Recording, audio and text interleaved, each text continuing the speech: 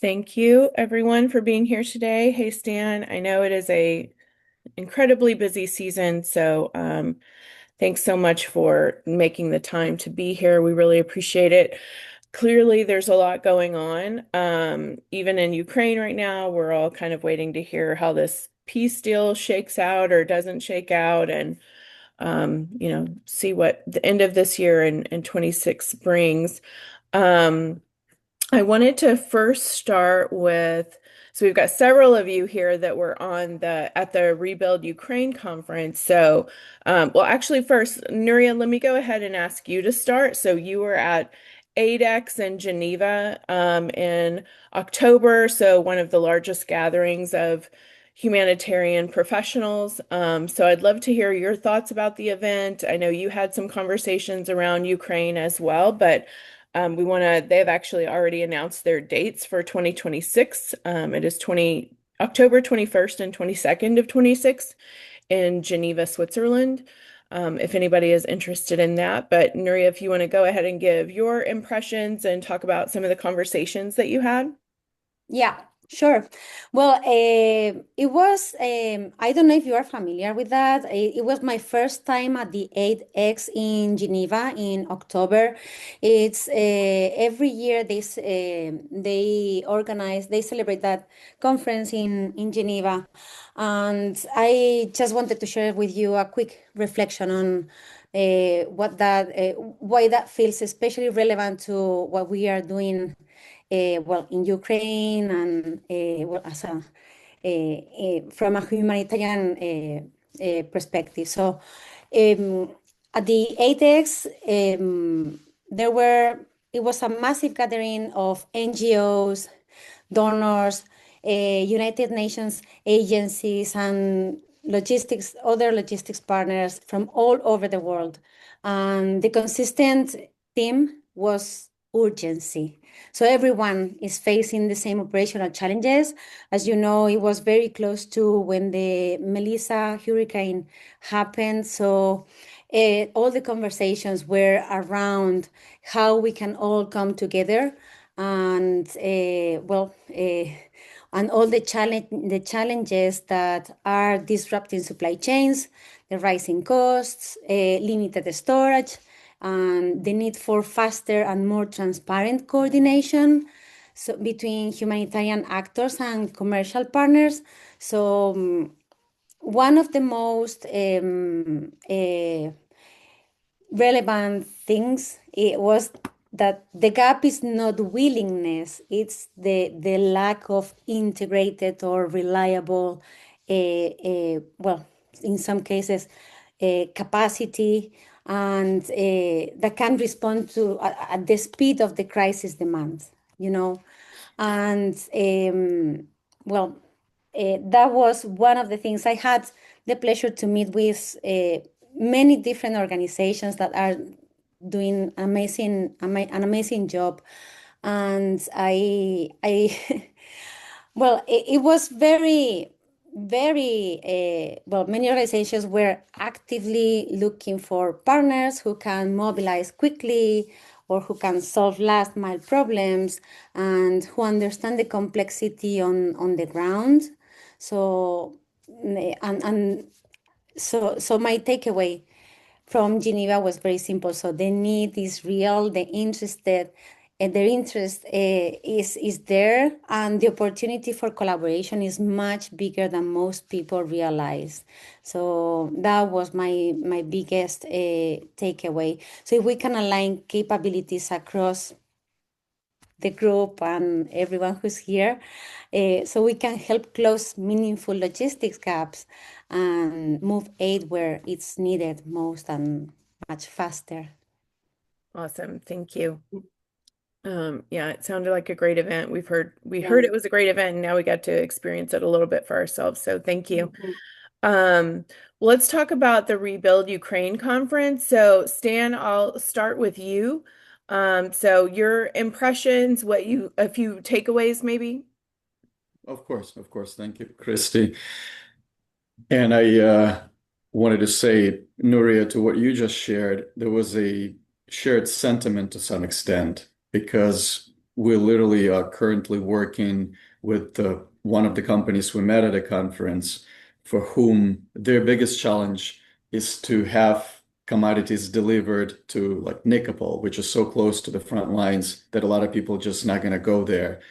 However, us being there, like Daria is sitting in Lviv right now, gives us an opportunity to find the work networks necessary to do that. So it sounds like either it's a war or crisis caused by the weather. Logistics remain an integral part of it, if you will. Now, about the event, I'm very happy that I had a chance to attend, and it looks like about half of the people I can at least see were there. So I will not dive deeply into what it was about. Very briefly, it was a gathering of people who will be able to rebuild, suppliers who will provide the necessary infrastructure, products, building materials, construction firms, engineers, everybody. So who can actually make it happen. And for me personally, if before attending the event, sometimes I was thinking, I'm from Ukraine originally, lived there for 20 years before moving to Ukraine. I was like, oh my God, but how is it going to be? Because, we do have countries in the world which remain in rubbles long after the conflict is over. And sometimes in the dark moments, you think, what if it will happen to my motherland? However, after attending the event, there is no doubt anymore that Ukraine will rise like a phoenix. It'll become more modernized. It will become a stronger country. Two questions, really, I think, and it wasn't discussed openly, but I feel like in a hallways are when the war will be over, because there is no lack of investors, right? However, if you invest a lot of money, and on this scale we talk a lot of money, you want to be sure that it's not going to be bombed next day and game over, because procuring insurance, it's quite tricky when there is war going on. And the second one is obviously not a very comfortable subject, but corruption. And a lot of people think, okay, if we put money in, how much of it actually will rebuild the bridge or will rebuild the bridges efficiently? And some people choose to believe that nothing's going to change. However, a lot of people do believe that a lot of things will change, myself included. So to me personally, it's only a question of time. And that is why we work every day on expanding our networks to make sure whenever, because some people do a lot of work currently already, even though the war is still going on, to help them to make things happen, to deliver their goods, be it export or import. And yeah, just waiting. Two more things I would like to mention is I was pleasantly surprised by the diversity of the crowd, by the inclusivity.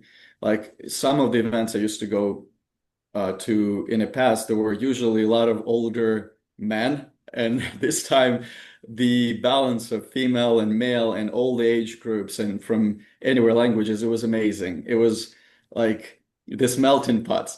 I guess how I felt when I just got to the United States, when you have all kind of people and then it just works. So it was similar experience, and I was truly inspired, and it was a great trip. Gave me the boost that I needed.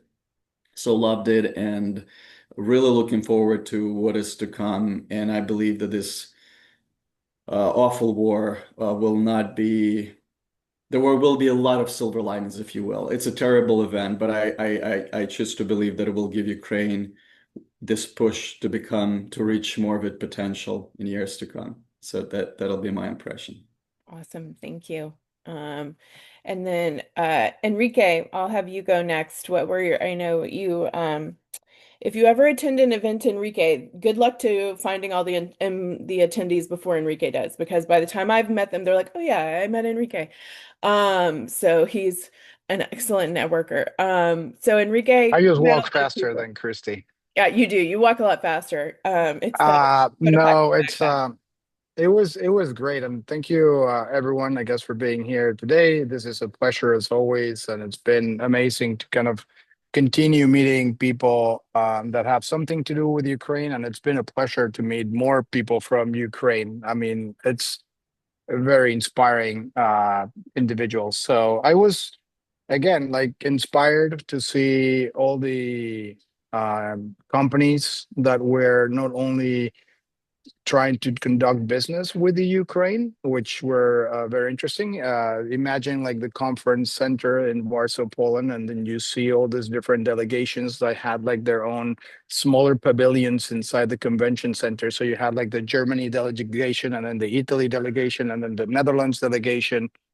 And there were many, right? There were Italy, Germany, Poland, France, Spain, Hungary, pretty much everyone in Europe. There was California, the state of California in the US had a little pavilion as well.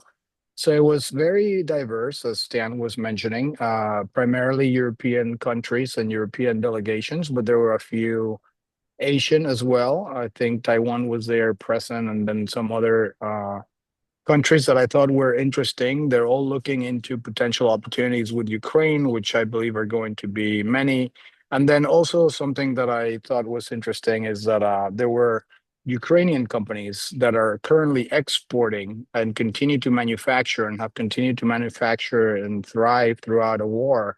That is just unbelievable and amazing. So again, very optimistic after the conference. Very good uh, networking opportunity. We met very good partners both in Ukraine right now and then also in the rest of Europe. And of course, I had the pleasure of meeting in person Daria, which I've never seen but met in person before. So that was an incredible side kind of win from the conference. And yeah, I'm optimistic. I think there's still a lot of things going on as we all kind of read in the news, but we're all kind of hopeful that the war will be over soon.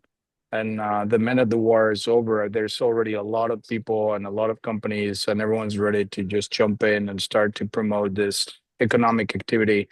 I know if we're sharing, Christy, some of the contacts we made and things like that, but there's a bunch of different good organizations in Ukraine. One that's actually raising a fund to start investing in housing, and you can invest 100 euros. I think is the minimum amount that you can invest with them, and they're actually building this fund that is probably going to be a couple $1 million or euros. I'm sorry, to invest in a couple housing developments in Ukraine after the war is over. And there's so many good organizations helping children and schools and investors and entrepreneurs. So we should share some of the contacts through this channel so you guys can reach out to those organizations because I thought they were very, very interesting. Yeah, for sure. Yeah, Daria, I'll come back to you in a minute. I want to talk to Mikhailo. Enrique, if you can find the link for the guy who's doing the fundraising and pop it in the chat, then that would be great. Otherwise, I'll put it in the recap email. Yeah, I'll try. I'll look for it. Okay. Yep. One of the people that our team met was Mikhailo. Enrique was like, "We've got to talk to this guy. He's so interesting." And so want to hear more about what you're doing, that you're working on big, everybody in here working on such big stuff, such incredible stuff, and of course, against some very difficult circumstances. So tell us about yourself and your company, Mikhailo. Sure, sure. Well, first of all, thank you for the invitation. I'm pleased to see the people I met at Rebuild Ukraine and new people here as well. I think it's a great way to connect and to discuss how we can support Ukraine. I basically do two things, two directions. First is in terms of an NGO. We founded a non-government organization in Germany which spreads throughout 11 countries in Europe when after the war started in 2023. And it's focused mainly, actually, it has kind of different areas where it can be helpful.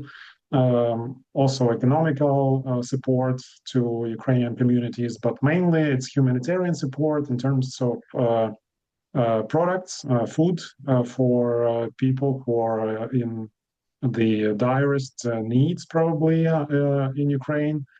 And I believe we have shipped more than 500 trucks of different kinds of food, mostly food products, to basically refugees in Ukraine with GEM, Global Empowerment Mission. Yeah. And we have also a lot of other partners. Don't ask me about the details about all this because I'm not actually the one who is operationally in charge or know too much of the details, but I'm proud to be part of people who founded this organization, and we have a great international network throughout different countries. I myself am now in Kiev and actually been here most of the time throughout the war and before that. So it was, well, coming to rebuild Ukraine in Warsaw, it felt very inspirational. I agree with Enrique and with Stan, especially coming from a pretty dark Kiev, everything doesn't seem that great from here. But when you come out and when you meet these wonderful people from all over the world, who are willing to do business with Ukraine, potentially invest or do fundraising. That really like boosts my supports my optimism.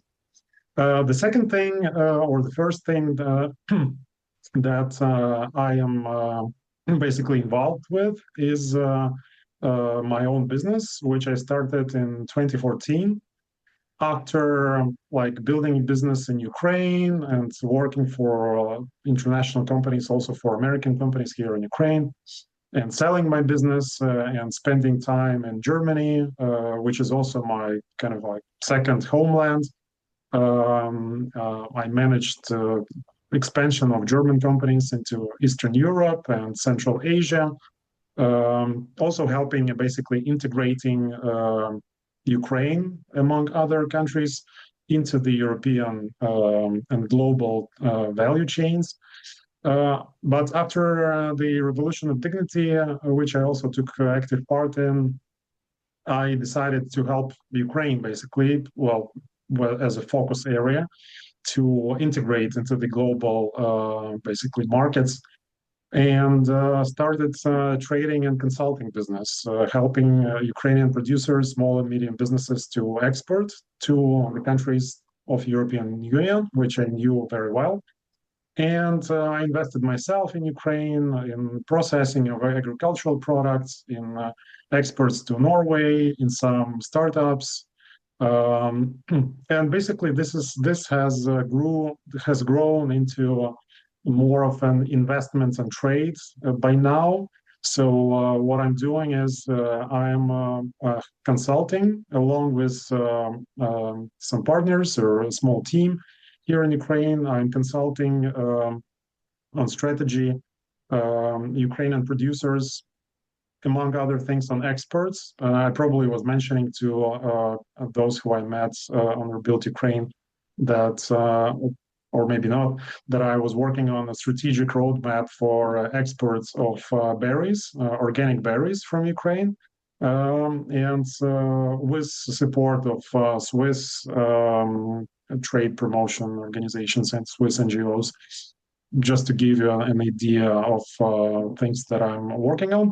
And I also have invested a long time ago in land in Ukraine, and similar to the project that I think Stan or Enrique was mentioning about this residential construction, which is performed by partners of ours, Crowd Ukraine Invest AG.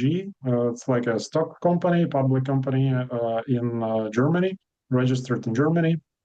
So they are planning to build several residential houses in large cities in Ukraine, and are fundraising for that in Germany or throughout Europe. I have developed, along with my neighbors, in this basically in Bucha community. Probably all of you are familiar with Bucha. We are planning like a residential, also a complex there to build homes for refugees, but also to provide them with some niche agricultural businesses where they could grow stuff and provide for themselves without being dependent on the government or some social help so much. So this is another project that I'm involved with. Also, topics like energy is of great interest for me. For instance, also on Rebuild Ukraine, I was thrilled to find out about energy storage um, uh, equipment, biogas technologies, because right now we don't have electricity in the place where I'm staying in Kiev. I'm using an inverter and a battery, myself, and I know how important it is for businesses and for regular people, and how much these new technologies can help. So I am excited about the opportunities that manufacturers of this equipment from all over the world are offering. And I see also this as a business opportunity for myself to help attract these investors to investments and to find partners, basically to match Ukrainian producers or Ukrainian potential distributors with those manufacturers. So energy, trade, construction, also European framework contracts, so-called framework contracts with European Commission. This is something that I'm involved with as an expert for our NGO, but also for other NGOs. The European Commission provides a lot of financing like technical financing to bring expertise to help develop Ukraine and to develop it economically. And I'm involved both as myself personally and with different organizations which I represent. So I am, frankly, when Christy sent me this invitation, I was a little bit confused, because I don't think that I could be of much interest, in terms of logistics, because I haven't dealt much with logistics aside of this Seems to be the recent only thing. project. Yeah, Yeah, yeah, good. doesn't I'm matter. I'm so yeah, you've touched on so many different things and are involved in so many different places, both for profit and nonprofit. So I'm incredibly curious what kinds of trends you're seeing. Um, and maybe even some predictions, because you're in so many different areas and I feel like you have such an amazing vantage point for us to hear. Yeah, well, frankly, the environment where we live and with people with whom we communicate have tremendous influence on us. And the atmosphere in Ukraine is not that uplifting comparing to the one that we all felt, or most of us felt, at Rebuild Ukraine in Warsaw. Um, but I see some investors who are cautiously interested in developing, mostly in selling, frankly speaking, to Ukraine, not so much in investing, but there are some also those who are eager to invest, perhaps as soon as the war ends. And how it ends is also uh, a great concern for myself. I'm not, unfortunately. I mean, I'm happy to hear the notes of optimism in the words of Stan and Enrique. Um, doesn't seem so bright at the moment for myself, but I hope to be wrong. Um, I am just trying to focus my best, do my best to find the best partners and projects which can be of interest to international investors, and to bring them together. These opportunities, business opportunities, because I truly believe that Ukraine can follow the path that other Eastern European countries have gone through as they were joining the European Union, which I also was part of. Basically, I observed the benefits for this cooperation for German companies, for instance, which I represented, and for our business units in Poland, Hungary, and Lithuania, which I was managing. So it's. I hope this will be a big opportunity for Ukraine, but really, we need security. I mean, I don't want to repeat all this. You know this better than myself, probably, but I really hope that we do have the security for international investors. And then, yes, there are still a lot of wonderful people, bright people, active, energetic, who want to build this country out. Awesome, thank you. And for the nonprofit side, the food, is that coming from Germany into Ukraine? Is it Yeah. coming from Global Empowerment in Florida? Okay. So it's coming from Germany. And then who are they working with? Can we connect them to people who might need those resources? Are they already at capacity? As far as I understand, because that's mostly my partner and a good friend from Germany, which I think some of you have met in Rebuild Ukraine as well, Andrea Pilling. He's managing that. Basically, he used to work in German supermarket chains, in Edeka in particular. And he has refreshed all these connections as the full-scale war invasion in Ukraine started. And we get these products from these supermarket chains in Germany, and they are distributed through our partners because we don't have the capacity to arrange. I think initially this was done through Poland by ourselves, but then we kind of outsourced all partners with GEM, if I'm not mistaken, and they basically connect. They have very good connections to the people in need. And so they collect and reload it in Warsaw or somewhere in Poland on the way to Ukraine, and they bring it directly to people and provide us just with evidence, how it was distributed. Perfect. And then, because of your deep ties to Germany, I'm also curious as to, do you see that kind of across the country or within government or private sector? But it seems like there is a lot of interest in supporting Ukraine. So I'm curious if you could also talk about from just the German perspective, what you're seeing. Yes. Well, the Germans, even before the war, that was actually one of the problems that we as a country used to have with Germany, that they were like too peaceful, if I can put it this way, and they still remain. I think they provide some humanitarian support. Unfortunately, or what I'm trying to push for within our organization and beyond, is not to limit ourselves to that, but also think about stuff that can bring ourselves forwards on the battlefield, because after all, this is going to be deciding for Ukraine in general, in my opinion.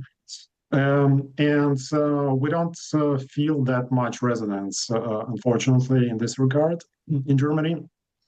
But we are grateful definitely for all the humanitarian and food support and other. Uh, but everybody is growing tired, of Ukraine. Everybody has their own problems. And especially the public, the elites in Germany and other European countries, I think they understand uh, how important it is for them to support Ukraine, why it matters for them. Actually, 10 years ago, just a short note, I was making a lecture at one of the German universities on the topic why the war in Donbass matters to them. And I was actually greeted with angry laughter and very strong emotional reactions when I presented one of the slides in my presentation, which showed Putin styled as Hitler, which seemed weird for me, because for me the analogies, I mean, regardless of how you what's your opinion or what's your take on that?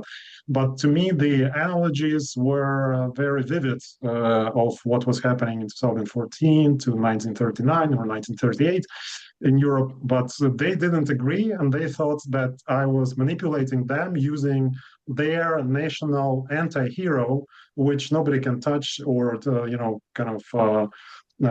mention, trying to manipulate that. And I think a lot of that has changed at the level of the elites, of the political elites and economical elites in Germany in particular, but also throughout Europe. but unfortunately not among the regular people, which still see the war in Ukraine as something very distant and something that doesn't concern them and something which they don't want to pay for.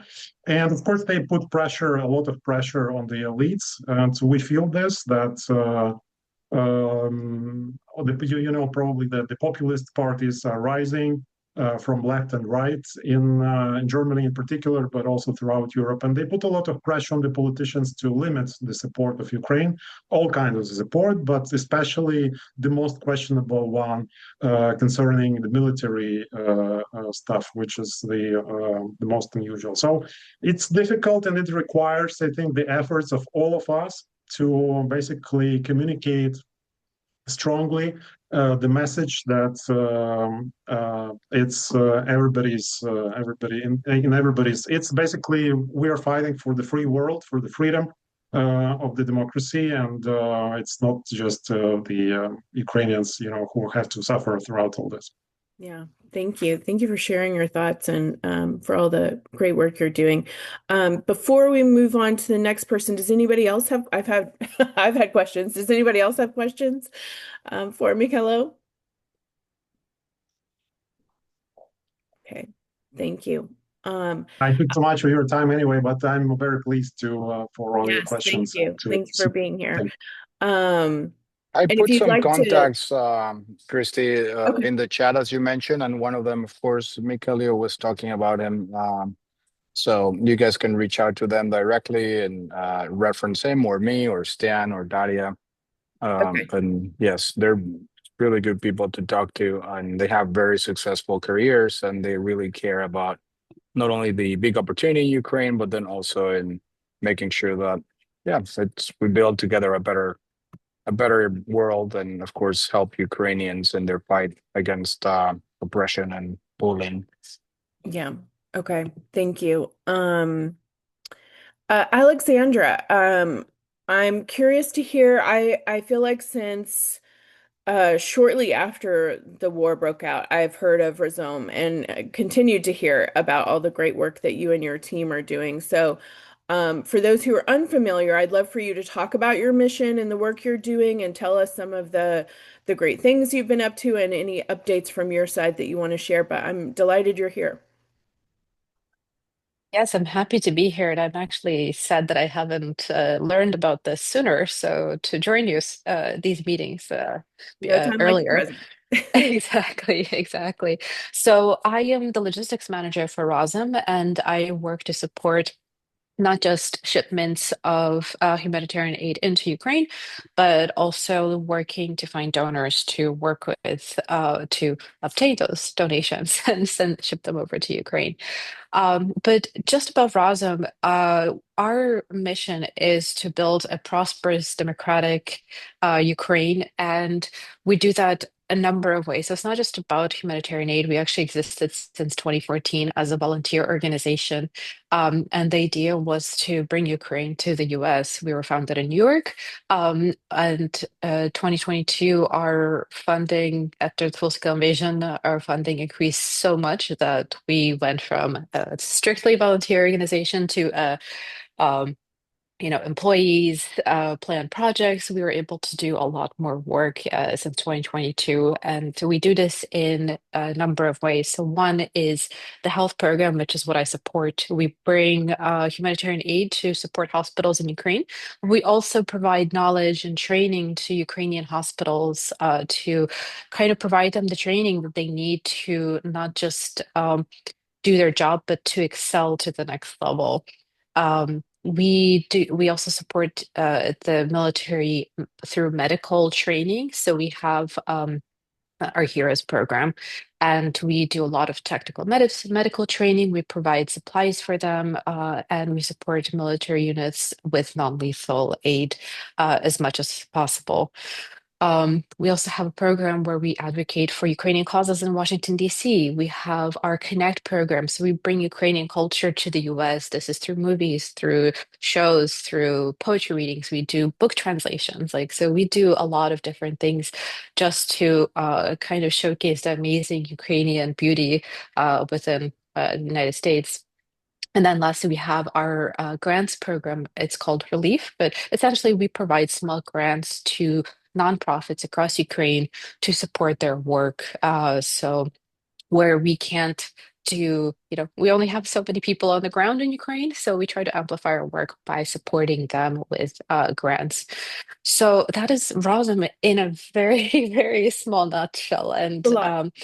yeah, we do a lot. So we have both an office in New York and Kiev, Washington, D.C., and Lviv, kind of covering a good portion of both of the countries. Clearly, no West Coast representation, but maybe one day.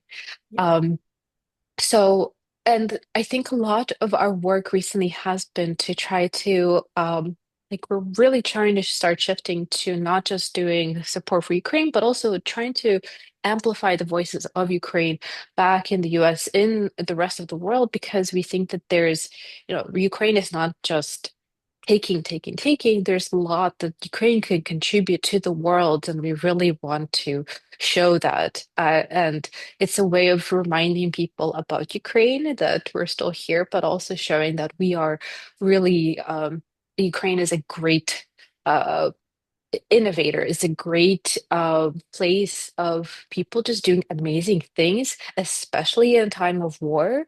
Yeah. And there's really a lot of opportunity for us to do that. We're still working on figuring out how exactly to do that, but a lot, like some things that we have started with is bringing Ukrainian doctors and surgeons to the US to kind of speak about their work that they've been doing, because honestly, the Ukrainian doctors and healthcare workers are actually at the forefront of some of like medical in the medical field, because they're just doing work that nobody else in the world is doing. And so it's really cool to be able to take their knowledge, bring them here to the US, and kind of have them talk about their experiences. So that's how we're starting. Yeah. Fantastic. I love that. I loved continuing to see people pivot as well as the needs pivot, as perceptions pivot. So thank you for that. Is there anything you want to ask for or offer while we have this group together? I actually have a question. So I've been participating in the logistics cluster meetings over the last year, and I'm curious, like, how this complements that particular monthly meeting and kind of that group. So yeah. Yeah, for sure. So I'll give you a quick rundown. So shortly after the war broke out, when we started these meetings, it was just about what roads are open, who's getting things in, who needs what. And so we have continued to also pivot from there into not only logistics updates, but humanitarian updates. People have, shipped aid together, been able to, we always try to make connections between people where we can. Again, what do people have to offer? What do they need? And try and fulfill those needs as best as possible. So sometimes it is directly logistics related, who needs aid in, or Daria and her team in Lviv are working on just regular shipments. It's very hard for me to imagine in a very privileged position just going about your daily life and trying to get regular things done in addition to living through a war, but they're doing it and doing it very well. And then sometimes, we have a high school student who wrote to us and said, I saw that you delivered letters a couple of years ago written by children to children and soldiers in Ukraine. I just started a nonprofit. I don't know what I was doing at 17, but it wasn't what this kid was doing. And so he's like, I'd love to get more letters to Ukraine. Can you help with that? So sometimes we have these sort of random things that pop up as well. So he's working on collecting letters and we'll get those over to people as well. But everything from humanitarian to logistics to letter writing to, just sometimes it's introductions that people need or meetings they need to help set up. So we kind of cover the gamut because we kind of, it's called leveraging logistics for Ukraine, but really we kind of think of logistics as everything. So where there's a need, we try to help fill it. I love that. I think this feels far more practical to me than the logistics cluster. Unfortunately, because we do support military units, we aren't able to take advantage of a lot of uh, their services, actually any of their services except participate in the meetings and hear with the updates. Um, this is really great to have this forum, and I was actually thinking that there's really needs to be something that's outside of the cluster to help. So I am so grateful that yeah, I'm here, and thank Yeah. you for having me. Thank you. Thank you for being here. Speaking of logistics, Oscar, tell us about you. Tell us about what you're working on. Tell us, yeah, give us some updates from your side as well. Sure. First of all, it's a big honor for me being a part of this community and hearing such kind of valuable data, people. Really, it's a honor. Thank you very much for this opportunity. My name is Özgür Erdoğan. I'm living in Turkey. So I'm working as a district sales manager in Netlock Logistics. I'm in logistics sector since 25 years, and I lived in Ukraine as expat, worked in Ukraine for 5 years as well in Odessa and Kiev. I was working in Arkas, Ukraine, and between 2009 and 2014. And recently, I'm working in Netlock Logistics, as I said. We are a logistics company, the biggest logistics company of the country of Turkey, and I just wanted to participate in this community. As I understood, there is no one from Turkey in this community. If I'm mistaken, just correct me, please. But Correct. we have very good relations with Ukraine neighbor. It's our neighbor. Personally, it's my like second motherland because I have many friends. They're still in contact because I love to keep my networks alive every time and to widen my network as much as possible to grow my network. So I still have friends there and still in contact with them. Most of them are in Europe, several European countries, also in Ukraine as well. So I just wanted to participate these meetings, how I can be useful, if anything from Turkey, not only profit-wise, just don't misunderstand me, but also using our customer database in Turkey, our company database, because we have a very big database. We are a group of companies like Intercombi. Maybe you know in Europe Blackman group. Blackman, it's a fashion logistics company. It's our company as well, sister company. And we have Intercombi, Netlock Logistics, International Road Freight. I am working in Netlock Global Forwarding, which we are working for sea freight and air freight as well. We are still making shipments to Ukraine by vessel, I mean in containers Perfect. as well. Why I am telling this? We have wide range of customer database. So Mihailo, maybe if you need some producer from Turkey, I think I can find it easily and contact it with you. I personally have many friends also in production factories and all over Turkey. So that's all I can tell at the moment for myself. Thank you very much again for this opportunity to me. Oh, And I would like to keep on participating in the meetings time by time. thank you. Thank you so much for being here. Thank So, you very much. well, the other interesting thing about logistics is nobody can get it done by themselves. So it takes a lot of collaboration. So Darian, Stan, and Enrique may have some also questions for you as far as your capabilities or Yes, of course. specialties or anything like that. So we have definitely partnered with other logistics companies that have shown You up to can these you calls can as reach me well. from LinkedIn. Sorry, interrupted you. Sorry. Uh, Go you ahead. can reach me from LinkedIn and LinkedIn. Also, I'm gonna put my personal mobile number by WhatsApp or any. You can reach me anytime you want. 7/24 hours, 7 day, no problem. Thank you. Thank you so much for being here. Thank you very much. Really Thank wonderful. you. Lee, are you able to chat?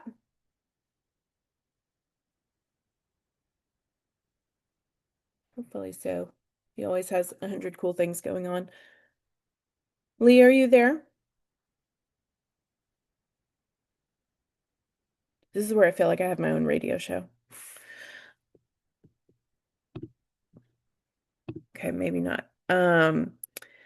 Lee has been for many years shipping aid to Ukraine from the Midwest in the US. And so he has done food, he has done medical supplies.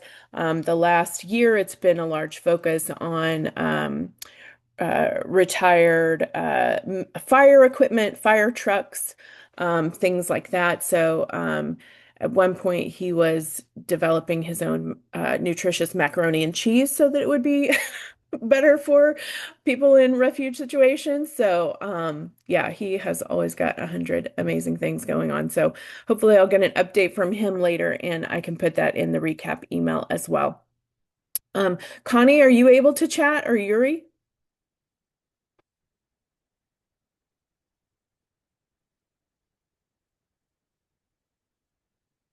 Maybe not. Okay.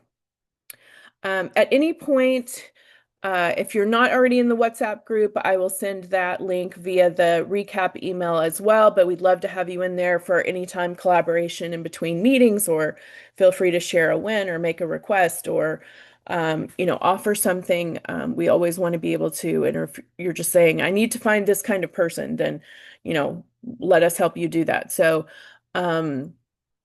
I think, Daria, I wanted to wrap with you to hear kind of, I feel like you're also in a very unique position in that you've been able to travel the last couple of years to conferences and have these conversations with people who are interested in hearing about this office that we hope that we opened in Ukraine this year. And just hearing as a Ukrainian other people's perspective and what they're asking you. And then as well, you are just shipping things daily, which I find amazing. You're just like, oh, we have this shipment going to whatever, and I've got this generator, and my phone is doing, whatever. I can't even imagine. I keep telling, every time I tell Daria, I want to be Daria when I grow up. So, Thank you, Chris. Daria, tell us first just kind of your impressions. You've been to a few conferences in the last few months, especially. Just what are people asking you? What are your kind of impressions? And then kind of what are you seeing as someone who's just shipping regular agricultural products and different things around? What are you kind of seeing as trends as well? So, thank you, Christy. And Um, congratulations, Daria is a new aunt as of about a week now, oh, 2 weeks. thank you. Thank you so much, guys. Thank you. So basically, for me as Ukrainian, especially, the conference was like super impressive because when you stay inside of Ukraine, in the country for a long time, not traveling, and it starts like you sometimes you start thinking about like people losing interest to what is going on in Ukraine, people like stop supporting us or giving us less support. And this is how sometimes it might feel like that because you're reading all this news and so on, all these videos, social media, on YouTube, and so on and so on. But this time, when I went to the conference, I was like impressed. And it feels so amazing that there are so many great people all around the world. So even I saw one, like I met one person from Australia. So imagine traveling from Australia to Poland just to visit Rebuild Ukraine. That was insane for me. So I it was one of feels the like few investors. Sorry for Ah, interrupting you, yeah. Dari, but that was interesting because that was one of the few investors that I met on Rebuild Ukraine as well. oh, wow. The woman coming all the way from Australia. Sorry. Amazing. Yeah, so I was so impressed. You mean, like so many people coming to talk, not only to talk, but to do stuff together to support Ukrainians and Ukraine during these horrible, dark times for us. And when I say dark, I mean dark, like for real, because we don't have electricity. As of now, I'm super lucky because for this meeting, I have electricity, but after a couple hours, I won't don't have like internet connection, like anything. So Mikhailo probably understands me very well. Like I know in Kiev it's even worse than here, and the same we have a team in Odessa. So you like probably most of the people here know that we have people in Odessa, so they are struggling for so long, like only 2 or 3 hours when they have electricity per day. So this is like insane. So I saw these amazing people like telling me all these words of support, and not only words, to um, they came to this conference. Uh, they provide support not only like using words, but they do stuff, really do a lot of stuff. So this is something super important for me as an Ukrainian, because it provided me more hope for the bright future, because I would say I'm more like younger generation, right? And when you stay in Ukraine for so long, you like some of people, they start thinking, hey, maybe I need to go somewhere abroad and build my life in a different country, and so on and so on. And I am the one who wants to live and stay in Ukraine. um, yeah, I would love to travel, don't get me wrong, and so on, but I imagine my life here.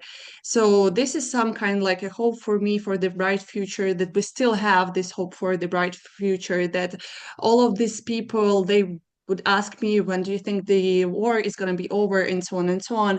This is kind of a hard question to us answer, right? But I agree with Mikhailo, it doesn't look so bright from my side as well. But when you see so many people supporting us, you cannot think differently, either like differently, then it's gonna be end soon, like as soon as possible.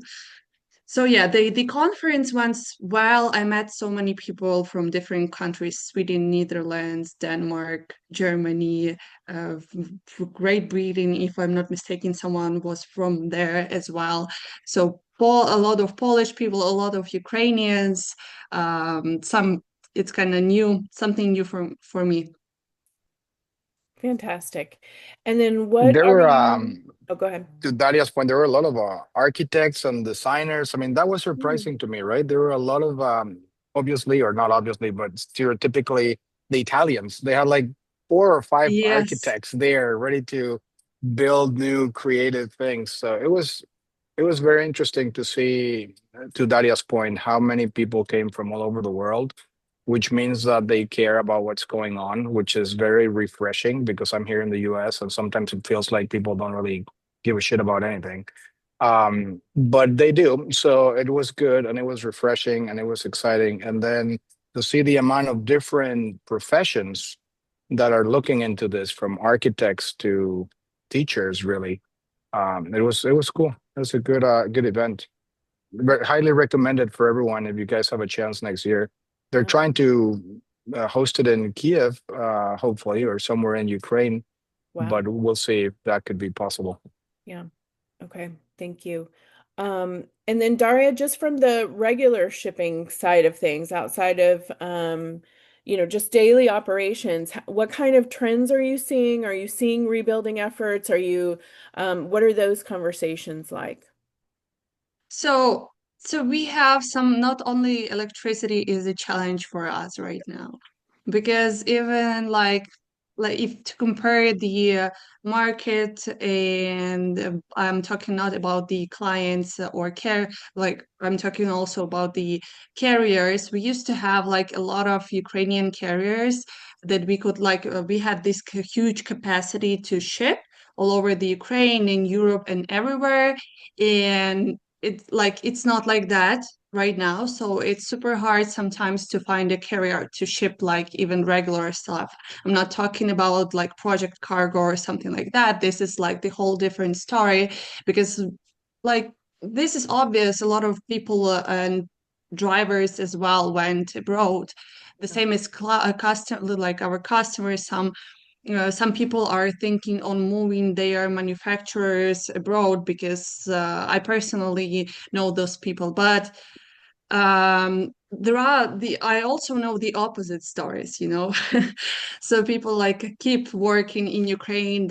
They are not thinking to move anywhere else.